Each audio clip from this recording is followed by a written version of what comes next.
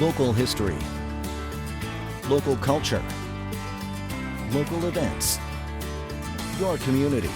This is the Joe Kelly Show. Hi there, everybody. Welcome to the show. Thanks for joining us. Frank Tomeno is our guest, and Frank is a very appropriate guest for today's show because this is our first one back after a little winter break, and Frank was our very first guest 22 years ago. How many? 20. Oh my Yeah, God. 22 years ago. Yep. So it's appropriate that you join us, Frank, as we come back from our winter break. And we're going to be talking about a very historic building in Utica, one of the oldest buildings in Utica. Maybe, well, I can think of one other building that might be older, but if not the oldest, one of a couple, and that's Mechanics Hall. Mechanics Hall, yeah, on Liberty and Hotel Street. Yeah. Been there a long time. What year does it date back to? Well, I think they began building it in 1835, so it was completed 1836, 1837. And it was really, Mechanics Hall, kind of a misnomer of a name, Frank, because it really didn't have anything to do with mechanics. I mean, it was really... the Utica Mechanics Association that built it, which it was a group of men who worked with their hands. Yeah. And they formed the Utica Mechanics Association. And they decided to build, Mechanics Hall. But it was really, today we'd probably call it a community center. Exactly, yeah. What was it used for, Frank? Well, it was used for, it was busy morning, noon, and night. During the day and at night you had exhibits there, political meetings, fairs, operas, many Broadway shows before the Utica Opera House was built by the Mechanics Association in 1891. Many of the Broadway plays were there. Reading the old newspapers, just about every day they would have events happening at Mechanics Hall. And about a week ago I was doing a little reading about Mechanics Hall, and I came across something I didn't know. It had a very busy reading room that was busy in the mornings. And it had 22 daily newspapers. Of course, some were a couple of days old. It had 19 weekly newspapers, of course, magazines. And in the morning, many Uticans would just go there, have a cup of coffee, and read, out-of-town papers. So there was always a lot of activity at Mechanics Hall. And Frank, something you taught me way back when I worked for you as a reporter, we should tell people what corner it was on. And it was, as you said, Hotel and Liberty, but it was on the northwest Corner, yeah. And the building still stands today. It doesn't look like it did originally, though. Oh, no, the original building, in fact, had a big dome up front. And its assembly hall must have seated over 1,000 people. But the exterior, the windows are still in the same place and everything. But, yeah, the original building had a huge dome. It didn't have a pitch roof, Frank? Did it have a pitched roof? Yes, it did, yeah. Yeah. Yeah. And I think there was a fire. I guess it's flat now, right? Yeah, I think there was a fire in there or something one Yeah. year that changed the appearance of it. But the basic building is the way it was. Yeah, you look at, of course, the famous photo of August 1863, the draft. Yeah. When during the Civil War, Lincoln, the Union Army ran out of volunteers, so they decided to draft men, and the draft was held at Mechanics Hall, and there's that famous photo. And you look at the windows; they're in the same spot today. So the exterior hasn't changed that much. That famous photo is hanging in the bar of Gerber's. Oh, okay. Which is right across the street. So that would be on the northeast corner of Hotel and Liberty. Mark Mojave's place, and he's got that picture up there. And what it shows is men in the street. That would be Hotel Street. Men standing in Hotel Street looking up at a window, correct? Yep. And in the window, they're pulling the numbers. They're pulling the numbers, and if your number was drawn, you were drafted. Yeah. And it was not only Utica, Oneida County. It was an Oneida County draft. And we've talked about this before. To make sure everything was on the up and up, they picked a blind man named Albert West, was his name. West. West, W-E-S-T, to pick the numbers. And just to be on the safe side, they blindfolded him. So, and if you look at that photo, you could see a picture of a man in the window. Yeah. But Albert West, it's a very famous photo. And well, I didn't realize Gerber's has it. Yeah, he's got it up on his wall behind the bar. And speaking of Mark Mojave, he owns that Mechanics Hall building. Oh, okay. Yep. And I know he's got some plans for it. And once we find out what those plans are, I'm going to invite Mark on to talk about that. Yeah. I mean, so much of Utica's history happened at Mechanics Hall. And it would be a shame to have a building like that torn down. As we said, it's probably, other than number 3 Rutger Park, which they started to build in 1810, but they really got into it in 1820 and was completed in 1830. But the fence in front, and that was 1810, 1815. With that exception, I can't think of a building older in Utica than Mechanics Hall, 1830s. Yeah. So it would. I'm glad they're planning to do something with it. And certainly no building can exist older than that has gotten more public use than that building. Oh my God! As I said, it was busy morning, noon, and night. A lot of exhibitions.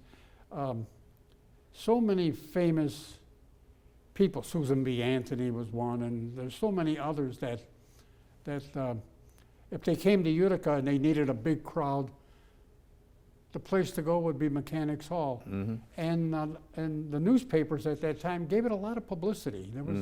You'd always come across some of the famous actors and actresses that would appear at Mechanics Hall. You know?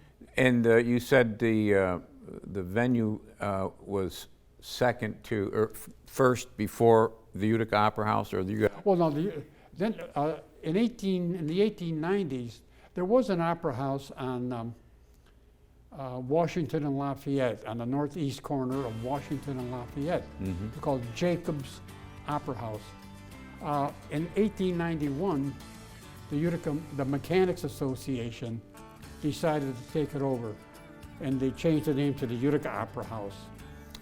It was a building in pretty bad shape. Yeah. Yeah.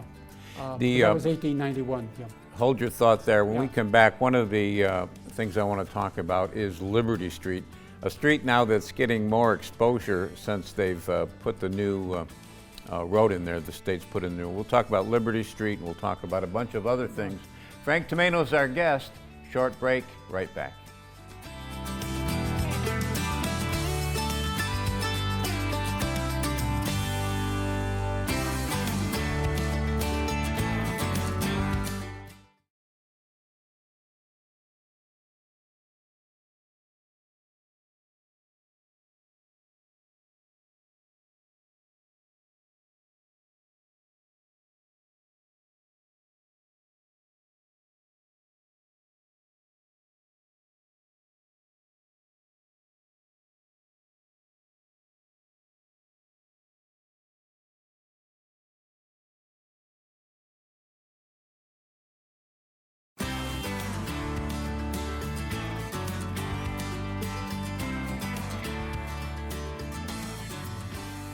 And welcome back, everybody. Thanks for sticking with us. Frank Tomato's our guest.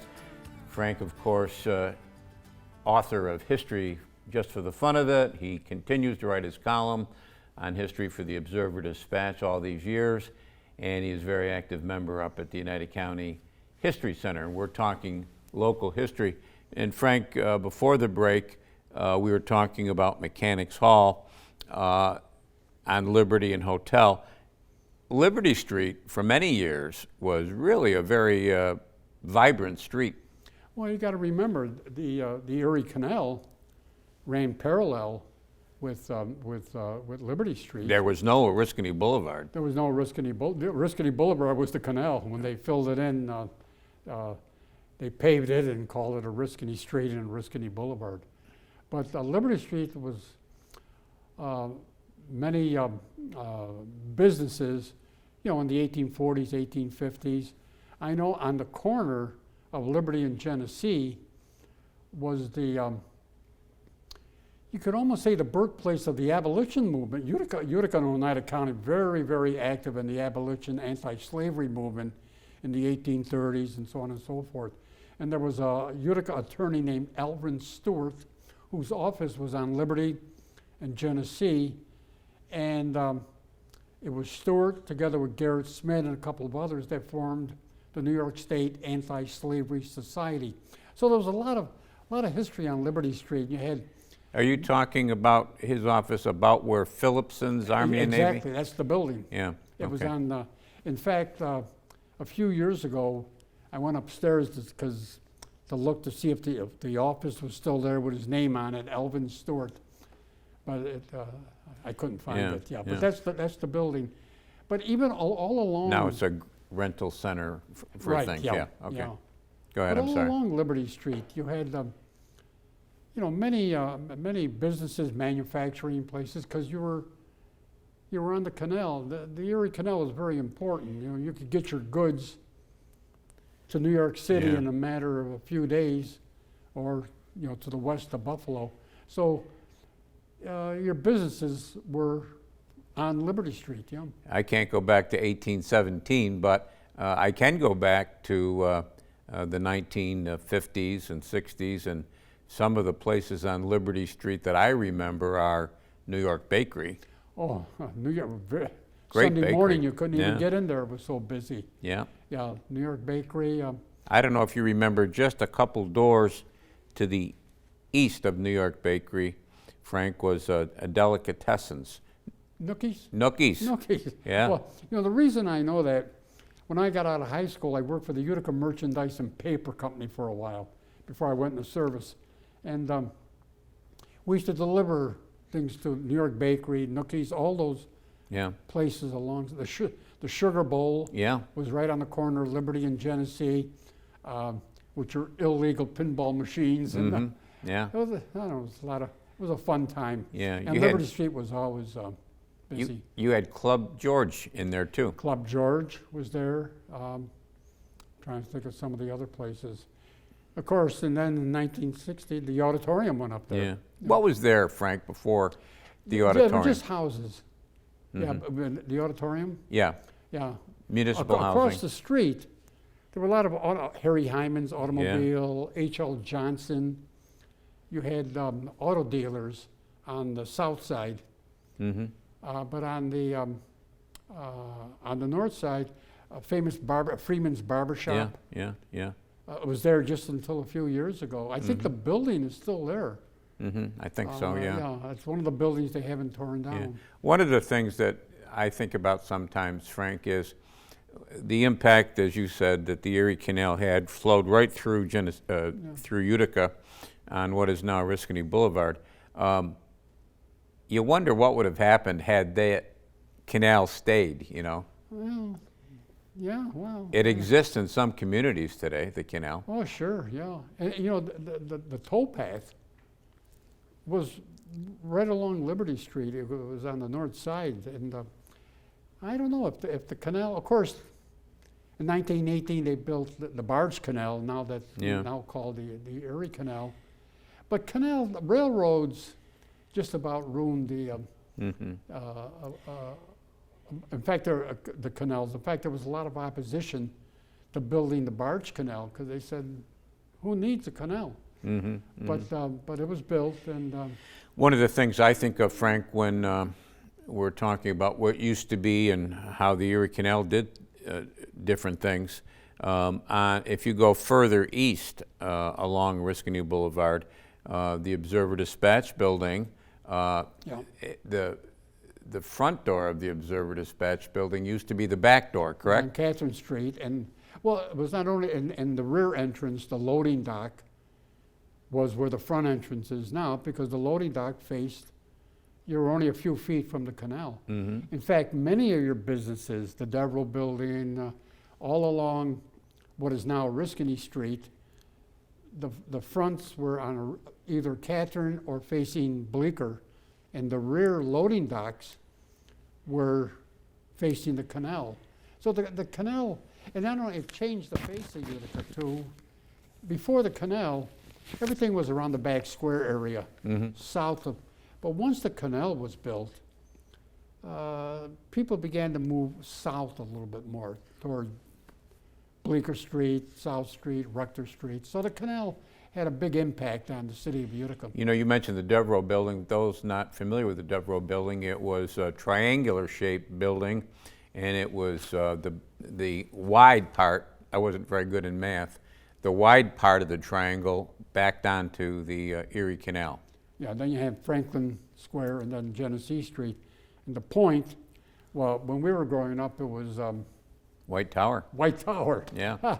5-cent hamburgers. Yeah, yeah. Well, they're a little bit more than that when I came along, but the thing I remember about White Tower was it was open 24/7. Oh, I remember when I first started with the OD, I was a police reporter, and I got the idea one time, at that time policemen walked the beat in downtown.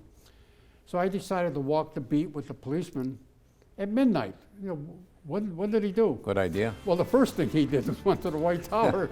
We had a hamburger and a cup of coffee. Yeah. And the place was packed Yeah. at midnight. Yeah, yeah. So, And I'll tell you this quickly before we go to break. I remember looking at the Devereaux building years ago, and on the back side of the Devereaux building that back down to the Erie Canal, you could still see in the brick, Frank, these big black rings where the canal boats tied up to. Yeah. So, Yeah. all right, we're going to take a quick break. We'll be back, and we'll be talking some more to Frank Tomeno.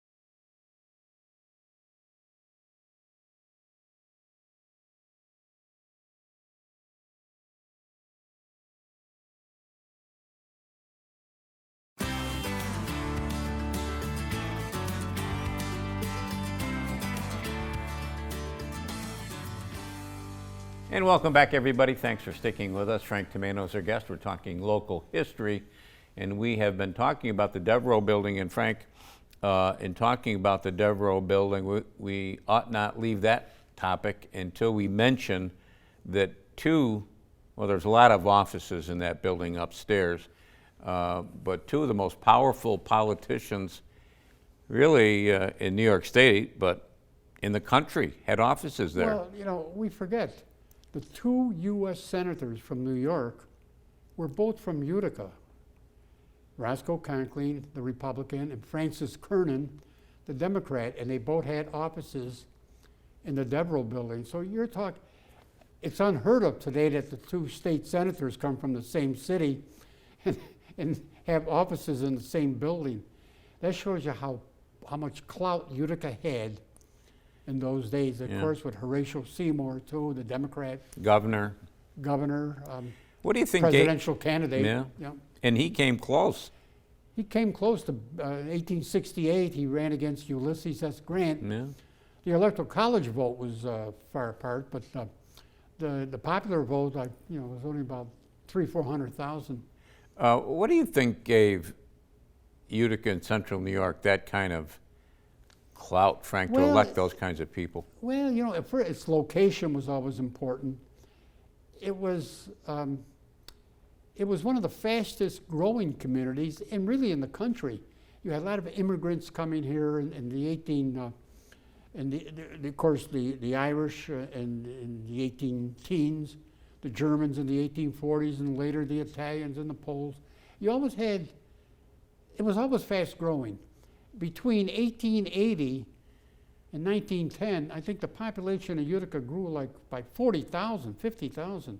You had thousands of, and you had knitting mills, you had money here, and you had influential politicians. So, what was the highest population Utica ever? the highest? Yeah. With the census, I think it was 121,000.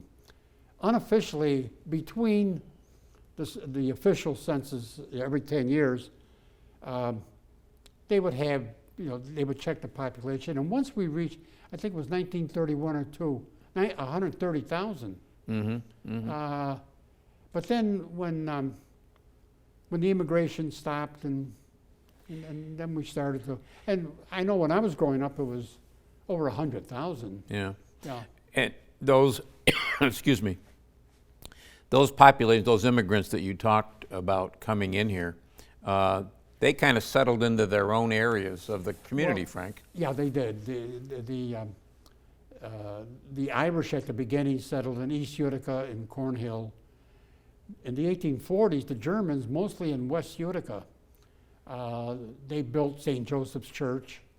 A lot of the breweries, they were involved with the, Matt's Brewery. Right. And then when the first Italians came in, and starting in the 1880s, most of them settled in East Utica. And of course a lot of the Polish people settled in West Utica. Yeah, they had their own little colonies. They Yeah, called them. and they had newspapers to reflect that, didn't they, Frank? I think the German Americans had 4 or 5 newspapers. The Italians had, just about every ethnic group had at least 1 or 2 newspapers, and they were very popular. When I was growing up in East Utica, you went into the stores, the store owners, the grocery store owners, spoke Italian. Yeah. And you went to West Utica, they spoke Polish. In fact, when they built the North-South Arterial, Yeah. we got a minute? Or? Oh, yeah. Wait, when they built the North-South Arterial, there were a lot of pedestrian accidents on Court Street and the Arterial, because they had a sign, push button, for the light would turn red and you could cross the Arterial, which is very wide. Yeah. So a lot of the older people had trouble crossing the entire Arterial. Didn't have the time. And not only that, a lot of Polish people could not read English. So I remember when I was a reporter, I wrote a story that the state put up signs in Polish to push button when the light would turn. Yeah. And this is, you're talking the 1960s. They were still, they spoke their own language. Yeah. Frank, you mentioned the Shenango Canal. Yeah. The Shenango Canal followed the arterial The of North-South today, right? Arterial, just about, yeah. And didn't the Shenango Canal come into the Erie Canal Oh, yeah. somewhere down there? Right about where State Street is, in that area there. The Shenango and the Erie Canal merged. And then they filled that in like they filled in the Erie Canal? Yeah, you see, these canals, although the Erie Canal was a big money maker at the beginning until railroads came in, but the Shenango Canal, just before it opened, railroads, the Shenango Canal connected Utica with Binghamton. The Utica-Binghamton Railroad started. So unless you had like huge loads of coal or lumber, the Shenango Canal, and not only that, there were so many locks. There were more locks on the Shenango Canal, the 90 miles from Utica to Binghamton, than I think on the Erie Canal, the Suez Canal, and the Panama Canal, because you had so many hills. Yeah. So it was a financial disaster, really. And you know that where the Shenango went into the Erie around State Street, you had mills right in there. Well, that's where where all the mills were. Of course, most of the mills operated with steam. To produce steam, you need coal. Right. And the Shenango Canal connected not only Utica to Binghamton, but to the coal fields in Pennsylvania. So it was cheap to bring coal up from Pennsylvania to the mills. So the mills built around the Shenango and Erie Canal intersection. Yeah. Great history Utica has, yes? Oh my God, yeah. Well, when you come back again, we'll talk some more. Okay, yep. Appreciate you coming in. Yep. And that's going to do it for us this week. We'll be back next week. We'll do it all again. Don't forget cnyhomepage.com. There's lots of good stuff there. Until next time, take care of yourself, everybody.